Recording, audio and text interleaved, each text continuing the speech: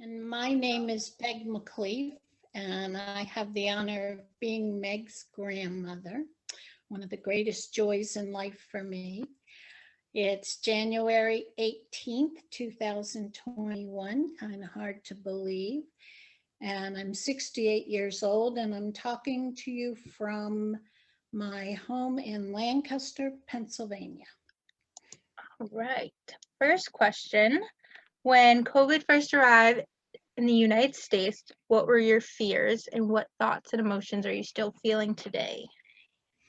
Wasn't really surprised because we've had things that have happened health-wise, not pandemics in my time, but certainly fears of things that have gone around. I didn't feel really fearful. I tend to be more faithful, but certainly cautious. It made me become very cautious about how I moved about. Yeah, and I became more cautious as time went on. I certainly only expected it to be a very short time, as I think most of us did, 2 or 3 weeks, maybe a month. And here we are 10 or 11 months later, and we're still in the thick of it. But that's been my biggest surprise, is how long that it's been. And has COVID made it difficult for you to see friends or family at all? COVID has made it almost impossible for me to see friends and family. As far as friends, we have a lot of other seniors, my husband and I, that we did regular dinners, sometimes breakfast, or a movie, or a show at the live theater. And we just discontinued doing that, not only not to be together, but also because most of that was closed. But the biggest heartache is not seeing family. Right. My husband and I, between us, have 6 daughters and 8 grandchildren, and we have not seen any of them since my last visit with one of my daughters was last Thanksgiving a year ago. And we literally haven't seen any family just because there's so many of them. Everybody's so busy doing things. Their jobs and their schooling keep them in the general public, and being a little older. My husband is 10 years older than I am. He's also diabetic. So there's just real fears that we would, that with the amount of family we have, that we'd be out and about too much or have too many people in the house. So we just sort of shut it down. And that definitely has been the biggest heartache of anything. Yeah.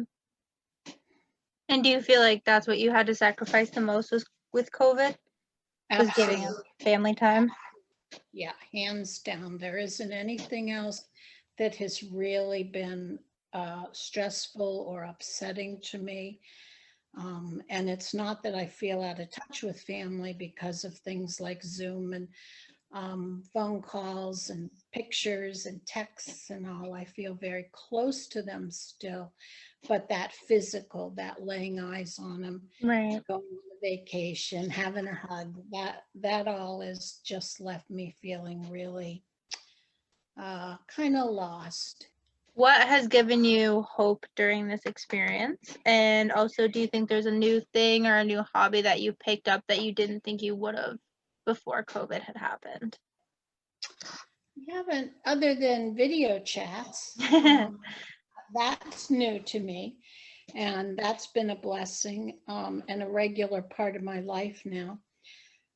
I can't say I like it, except for seeing people is better than not seeing them at all, even if it's just on the screen. I haven't picked up any new habits. I read about the same. I exercise every day. I swim, I walk. We live in a place that has nice walking paths through several different parks.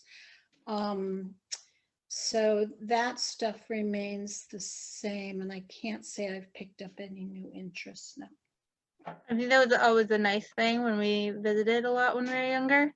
Yeah. Whenever we had like rainy days or something like that, whether we were in Vermont or we were in Maine or Pennsylvania or wherever it was, I think you and Butch always were so good at finding things to do to occupy us throughout the day, because that is definitely hard with 2 little kids And especially when Yeah. we were with the rest of the family and it turned into like 4 or 6 kids. Right.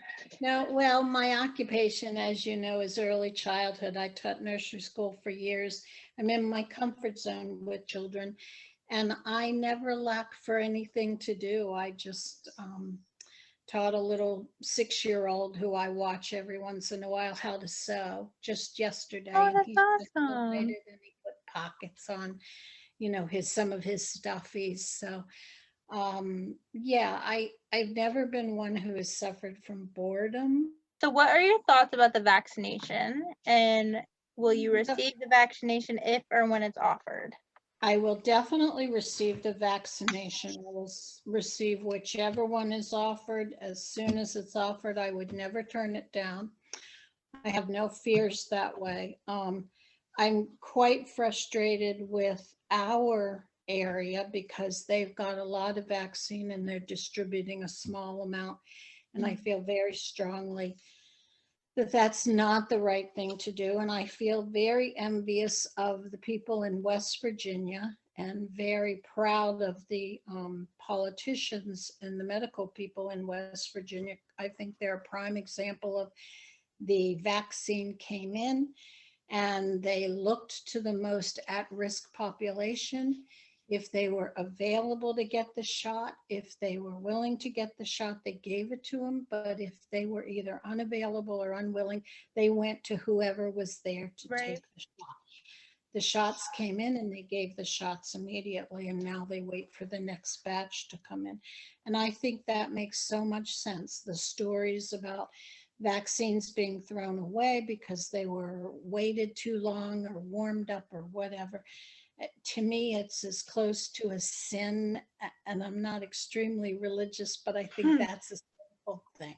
I think that's a really evil thing with what we've gone through, that those vaccines should be given, and I will be right there when it is available. Right now in Pennsylvania, we're only doing first responders and nursing home workers and people who live there, the residents. And that's all we're doing. It's kind of crazy to see how different states are deciding to distribute the vaccine. Well, I don't think we've had any experience before in comparing how different states do. Like, I might come up to you and say, does your state have auto inspection? And I might share with you, being from a different state, mine does and yours doesn't, or things like that.